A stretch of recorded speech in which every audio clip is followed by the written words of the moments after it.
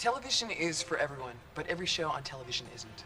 There are shows for adults, shows for children, and shows for adults who act like children. You know who you are.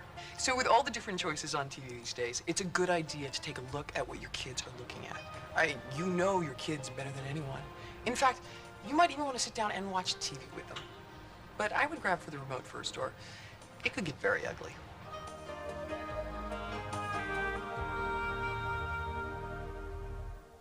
Pain in the butt when I was a kid. My parents were like, can we trade this one in for a toaster or something? Anything. But then Miss Singer came along. She taught 4th grade. She had this amazing ability to turn everything into a great story, so I didn't notice I was shutting up and sitting still.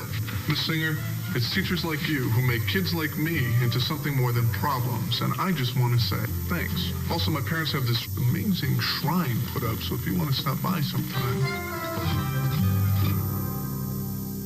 Does this look like a kid who became a straight A student? Someone who did his homework on time, was valedictorian?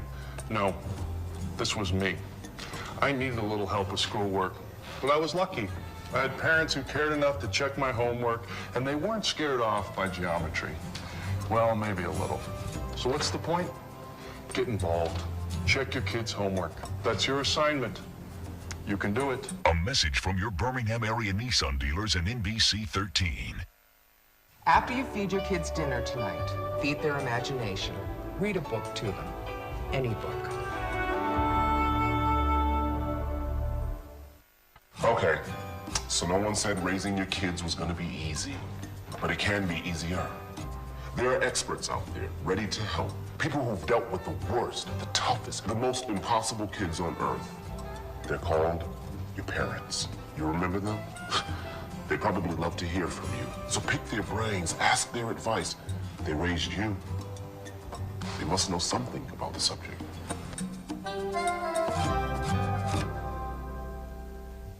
Little kids learn a lot by watching and imitating you. How to dress like mommy, how to shave like daddy.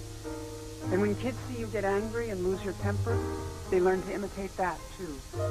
Parents who yell and scream and fight have kids who grow up thinking violence is the right answer. Before you react violently in front of your kids, please think about who's really getting hurt.